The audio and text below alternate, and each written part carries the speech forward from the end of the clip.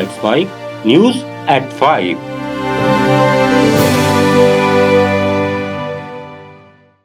नमस्कार, let's mic में आप सुन रहे हैं न्यूज एट 5। बुलेटिन की शुरुआत हम करेंगे आज की सबसे बड़ी खबर से, फिर जानेंगे देश दुनिया और आपके अपने राज्यों तक की बड़ी अपडेट्स। संसद के मानसून सत्र के 7वें दिन कार्यवाही शांतिपूर्ण रही। केंद्रीय गृह मंत्री अमित शाह ने लोकसभा में ऑपरेशन सिंदूर पर बयान दिया। उन्होंने इसे भारत की सैन्य शक्ति और आतंकवाद के खिलाफ प्रतिबद्धता का प्रतीक बताया। शाह ने विपक्ष के सवालों का जवाब देते हुए राष्ट्रीय सुरक्षा पर सरकार के दृढ़ रुख को दोहराया। उन्होंने बताया कि एक दिन पहले कश्मीर में हुई मुठभेड़ में पहलगाम हमले का एक आतंकी मारा गया। आपके माध्यम से सदन को और सदन के माध्यम से पूरे देश को ऑपरेशन महादेव जो कल एक हुआ है, इसकी जानकारी देना चाहता हूं। माननीय अध्यक्ष जी, कल ऑपरेशन महादेव में सुलेमान उर्फे फैजल जट, अफगान और जिब्रान 3 आतंकवादी सेना, सीआरपीएफ और जम्मू कश्मीर पुलिस के संयुक्त अभियान में ऑपरेशन महादेव में मारे गए। और माननीय अध्यक्ष जी, ये जो सुलेमान है, ए श्रेणी का लश्कर तोयबा का कमांडर था पहलगाम हमले में, और गगनगिर आतंकी हमले में वो लिप्त था। इसके ढेर सारे सबूत हमारी एजेंसियों के पास है। अफगान ए श्रेणी का लश्कर तैयबा का आतंकवादी था और जिब्रान भी ए ग्रेड आतंकवादी था। और माननीय अध्यक्ष जी, मैं सदन को और सदन के माध्यम से पूरे देश को बताना चाहता हूं, जिन्होंने बैसरन घाटी में हमारे प्रवासियों को, नागरिकों को मारा था, ये तीनों आतंकवादी ये थे और तीनों मारे गए। कांग्रेस सांसद प्रियंका गांधी ने जम्मू कश्मीर को पूर्ण राज्य का दर्जा बहाल करने की मांग उठाई। उन्होंने कहा कि मंत्रियों ने तमाम पहलू गिना दिए, इतिहास का पाठ भी पढ़ा दिया, लेकिन एक बात रह गई कि पहलगाम में हमला कैसे हुआ, क्यों हुआ, ये सवाल अब भी खटक रहा है। 1 घंटे का रक्षा मंत्री जी का लंबा भाषण था। सुनते सुनते एक बात मुझे बहुत खटक रही थी। उसके बाद जब दूसरे भाषण भी सुने आपके सत्ता पक्ष के, तब भी ये बात बार बार मेरे मन में आ रही थी कि सारी बातें कर ली, ऑपरेशन सिंदूर की बात कर ली, आतंकवाद की बात कर ली, देश की रक्षा की बात कर ली, इतिहास का पाठ भी पढ़ा दिया, लेकिन एक बात छूट गई। उस दिन 22 अप्रैल 2025 को जब 26 देशवासियों को अपने परिवार के सदस्यों के सामने खुलेआम मारा गया, तो ये हमला कैसे हुआ, क्यों हुआ? राज्यसभा में विपक्ष के नेता मल्लिकार्जुन खड़गे ने कहा कि लोकसभा के विपक्ष के नेता राहुल गांधी और मैंने प्रधानमंत्री को पत्र लिखकर संसद का विशेष सत्र बुलाने की मांग की थी, लेकिन पत्र का कोई जवाब नहीं आया। हमारे पत्रों को कचरे के डिब्बे में डाल दिया जाता है। मैंने और लोकसभा में नेता प्रतिपक्ष राहुल गांधी जी ने प्रधानमंत्री को पत्र लिखकर विशेष सत्र बुलाने का मांग किया, लेकिन हमने इस पत्र का कोई जवाब आया ना, कोई हमको मालूमात हुआ, कोई टेलीफोन भी नहीं किया कि ये नहीं हो सकता, आगे देखेंगे, कुछ नहीं। तो वो सिर्फ हमारे जो भी लेटर्स जाते हैं, हमारे जो पत्र जाते हैं, वो वेस्ट बॉक्स में फेंक देते हैं, शुद्ध देखते भी नहीं। इतना अहंकार, इतना गर्व अगर होता है तो एक ना एक दिन आपका गर्व तोड़ने वाले लोग आएंगे। ये अच्छा नहीं है। आपको लिखने के 1 सेंटेंस 2 सेंटेंस लिखने की फुर्सत नहीं है, लोगों के गले पड़ने की फुर्सत है। सपा सांसद अखिलेश यादव ने कहा कि ऑपरेशन सिंदूर पर हम और आप यहां बैठकर चर्चा कर रहे हैं, यही सरकार की विफलता है। आजादी के अमृतकाल का ढिंढोरा पीटा जा रहा है और विदेशी ताकतों की ओर से कहा जा रहा है कि युद्ध हमने रुकवाया। देश की सार्वभौमिकता क्षीण हुई है। ऑपरेशन सिंदूर का जिस तरह से ढोल पीटा गया वो भी निंदनीय है। सरकार जवाब दे कि पाकिस्तान के पीछे कौन सा देश खड़ा है। हमें चीन से उतना ही खतरा है जितना आतंकवाद से। और जहां पीओके पे पहुंचने तक की बात थी, कुछ लोग तो पीओके पर ये कह रहे थे कि हमारा कब्जा हो जाएगा, 6 महीने का केवल हमें मौका मिल जाए। ये अफसर सरकार आखिरकार पीछे कैसे हट गई और क्या कारण था कि सरकार को सीज फायर का ऐलान करना पड़ा?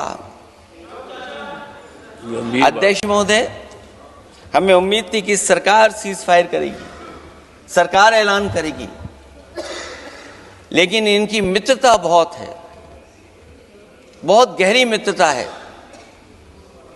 और उसका परिणाम यह है कि इन्होंने अपने मित्र से ही कहा कि आप ही सीज फायर अनाउंस कर दीजिए, हमारी कोई जरूरत। पहलगाम आतंकी हमले और उसके जवाब में हुए ऑपरेशन सिंदूर को लेकर लोकसभा में चल रही बहस में कांग्रेस सांसद शशि थरूर और मनीष तिवारी को बोलने का अवसर नहीं देने के कारण पार्टी के अंदर असंतोष की स्थिति हो गई है। हम आपको याद दिला दें कि मोदी सरकार ने जब इन दोनों नेताओं को आतंकवाद पर वैश्विक जनमत तैयार करने के लिए विदेश भेजे जाने वाले बहुदलीय प्रतिनिधिमंडल का हिस्सा बनाया था, तभी से कांग्रेस शशि थरूर और मनीष तिवारी से नाराज है।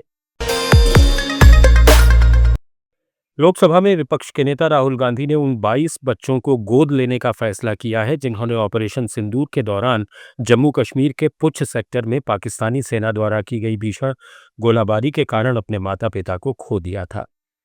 इससे पहले मई में राहुल गांधी ने जम्मू कश्मीर के पुंछ में पाकिस्तानी गोलीबारी से प्रभावित शोक संतप्त परिवारों से मुलाकात की थी। अपनी यात्रा के दौरान राहुल गांधी ने गोलाबारी को एक बड़ी त्रासदी बताया था और कहा था कि इसमें कई लोगों की जान चली गई और भारी नुकसान हुआ है। भारत ने रूस से तेल खरीदने को लेकर पश्चिमी देशों की आलोचना पर दो टूक जवाब दिया है। ब्रिटेन में भारत के राजनयिक विक्रम दोरईस्वामी ने साफ कहा कि भारत अपनी ऊर्जा जरूरतों को लेकर किसी के दबाव में नहीं आएगा। उन्होंने कहा, हम दुनिया के तीसरे सबसे बड़े ऊर्जा उपभोक्ता हैं और अपनी अर्थव्यवस्था को खतरे में डालने का सवाल ही नहीं उठता। We have a relationship that is based on a number of metrics. One of these is our long-standing security relationship that goes back to an era in which some of our Western partners wouldn't sell us weapons, but would sell it to countries in our neighborhood that use them only to attack us. Second, we have an energy relationship today, which is the result of everybody else buying energy from sources that we used to earlier buy from. So we've been displaced out of the energy market largely, and the costs have gone up. We are the third largest consumer of energy in the world, and we import over 80% of our product. What would you have us do? Switch off our economy? Third, we also see around us relationships that other countries maintain for their own convenience with countries that are a source of difficulty for us. Do we ask you to come up with a litmus test of loyalty? DRDO ने ओडिशा तट के अब्दुल कलाम द्वीप से प्रलय missile के लगातार 2 उड़ान परीक्षण सफलतापूर्वक करके एक महत्वपूर्ण उपलब्धि हासिल की है। परीक्षण का उद्देश्य मिसाइल प्रणाली की अधिकतम और न्यूनतम सीमा क्षमताओं का सत्यापन करना था। DRDO के अनुसार दोनों मिसाइलों ने अपने इच्छित प्रक्षेप पथ का सटीकता से अनुसरण किया और निर्धारित लक्ष्य बिंदुओं पर सटीक निशाना साधा। प्रलय एक छोटी दूरी की बैलिस्टिक मिसाइल है जिसे विशेष रूप से युद्धपोत में उपयोग के लिए डिजाइन किया गया है। प्रलय की मारक क्षमता 150 से 500 किलोमीटर है, जो इसे सामरिक और रणनीतिक दोनों ही स्थानों पर निशाना लगाने के लिए उपयुक्त बनाती है। उच्चतम न्यायालय ने बिहार में निर्वाचन आयोग की विशेष गहन पुनरीक्षण प्रक्रिया को चुनौती देने वाली याचिकाओं पर विचार करने के लिए समय सीमा तय करते हुए कहा कि इस मुद्दे पर सुनवाई 12 और 13 अगस्त को होगी। न्यायमूर्ति सूर्यकांत और न्यायमूर्ति जयमाल्या बागची की पीठ ने निर्वाचन आयोग के फैसले को चुनौती देने वाले याचिकाकर्ताओं से 8 अगस्त तक अपनी लिखित दलीलें दाखिल करने को कहा। सुप्रीम कोर्ट ने IIT खड़गपुर और शारदा यूनिवर्सिटी में छात्रों की आत्महत्याओं की बढ़ती घटनाओं पर गंभीर चिंता जताई है। कोर्ट ने संस्थानों से पूछा कि क्या उन्होंने अपने परिसरों में बढ़ते मानसिक स्वास्थ्य संकट को संबोधित किया है। आईआईटी खड़गपुर में चौथे वर्ष के मैकेनिकल इंजीनियरिंग के एक छात्र की 18 जुलाई को उसके छात्रावास के कमरे में मौत हो गई थी।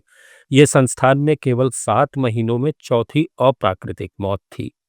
शीर्ष अदालत उच्च शिक्षण संस्थानों में छात्र आत्महत्याओं से संबंधित एक स्वतः संज्ञान मामले की सुनवाई कर रही है। सुप्रीम कोर्ट को ग्रेटर नोएडा के शारदा यूनिवर्सिटी में एक डेंटल छात्रा की आत्महत्या के बारे में भी बताया गया, जिसने अपनी मौत के लिए कथित तौर पर जिम्मेदार 2 व्यक्तियों का नाम एक सुसाइड नोट में लिखा था। बीएसएनएल छत्तीसगढ़ के नक्सल प्रभावित इलाकों में 4000 नए मोबाइल टावर लगाने की योजना पर काम कर रहा है।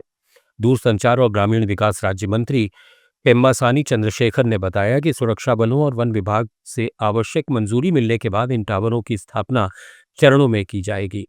बीएसएनएल पूरे देश में उच्च गुणवत्ता वाली 4G सेवाएं दे रहा है और इस विस्तार के साथ हम देश के अंतिम छोर के गांवों तक डिजिटल संपर्क पहुंचाने के मिशन को साकार कर रहे हैं। नक्सल प्रभावित क्षेत्रों में विकास कार्य मिशन मोड में किए जा रहे हैं और इन क्षेत्रों में घर घर सेवाएं पहुंचाने की रणनीति अपनाई जा रही है। अब खबरें बाकी दुनिया से। रूस ने यूक्रेन के दक्षिण पूर्वी हिस्से जापोरिजिया में एक जेल पर हवाई हमला किया। इस हमले में कम से कम 17 कैदियों की मौत हो गई और 80 से ज्यादा घायल हुए। यूक्रेन की स्टेट क्रिमिनल एग्जीक्यूटिव सर्विस ने जानकारी दी कि रूस ने जेल को निशाना बनाते हुए 4 बम गिराए। इस बमबारी में जेल का भोजन कक्ष पूरी तरह तबाह हो गया, जबकि प्रशासनिक भवन को भी गंभीर नुकसान पहुंचा। हमले के बाद घायल 42 कैदियों की हालत गंभीर बताई जा रही है। यूक्रेन ने अंतर्राष्ट्रीय समुदाय से अपील की है कि वो रूस के ऐसे हमलों के खिलाफ कड़ी कार्रवाई करे।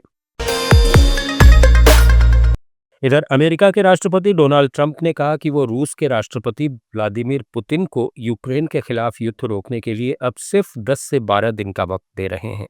इससे पहले उन्होंने पुतिन को 50 दिन की समय सीमा दी थी। यानी अब वे चाहते हैं कि 7 से 9 अगस्त तक शांति के प्रयासों में ठोस प्रगति हो।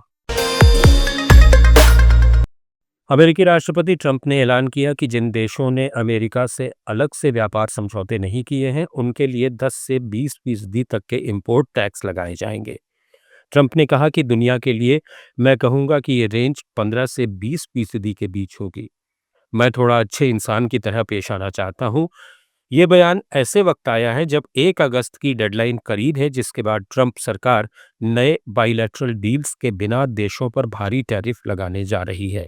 अगर ये 15 से 20% टैरिफ लागू होते हैं तो अप्रैल में घोषित 10% बेसलाइन टैरिफ से ये बढ़ोतरी काफ़ी ज़्यादा होगी। इस बीच अमेरिका ने कुछ देशों से समझौते भी कर लिए हैं, जिनमें European union, Japan, United kingdom, Vietnam, Indonesia और फिलीपींस शामिल हैं। इन देशों को या तो छूट दी गई है या फिर टैक्स की सीमा तय कर दी गई है। यरूशलेम के मानवाधिकार संगठन बत्सलेम और physicians for human rights Israel ने गजा पट्टी में इजरायली सरकार और सेना के आचरण की अपनी जांच रिपोर्ट साझा की है। रिपोर्ट में पाया गया कि सरकार केवल हमास से लड़ने का दावा करते हुए बड़े पैमाने पर हत्याओं की नीति में लगी हुई थी, जिसमें सीधे हमले और विनाशकारी परिस्थितियां पैदा करना दोनों शामिल है, जो बड़े पैमाने पर मौतों की संख्या को बढ़ाती हैं। इजरायली बलों ने गजा पट्टी की पूरी आबादी को गंभीर शारीरिक या मानसिक नुकसान पहुंचाया है और बुनियादी ढांचे को बड़े पैमाने पर निशाना बनाया, जिसमें सामाजिक ताने बाने का नुकसान और फलस्तीनी शिक्षण संस्थान और सांस्कृतिक स्थल शामिल हैं। रिपोर्ट ने इजरायली जेलों में बड़े पैमाने पर गिरफ्तारियां और बंदियों से दुर्व्यवहार की ओर की इशारा किया, जो हजारों फलस्तीनियों के लिए यातना शिविर बन गए हैं। मलेशिया के प्रधानमंत्री अनवर इब्राहिम ने घोषणा की कि थाईलैंड और कंबोडिया ने बिना शर्त तत्काल युद्ध विराम पर सहमति जताई है। अनवर ने मलेशिया में मध्यस्थता वार्ता के बाद कहा कि कंबोडिया और थाईलैंड दोनों एक आम सहमति पर पहुंचे हैं। पिछले हफ्ते दोनों दक्षिण पूर्व एशियाई पड़ोसियों के बीच विवादित सीमा मंदिरों को लेकर हुई लड़ाई में कम से कम 34 लोग मारे गए थे और लगभग 2 लाख लोग विस्थापित हुए थे। आसियान देशों के वर्तमान अध्यक्ष मलेशिया ने संघर्ष समाप्त करने और मध्यस्थता की पेशकश की थी। आप सुन रहे थे let's mic more than radio. Follow कीजिए हमें हमारे सोशल मीडिया प्लेटफॉर्म्स पर।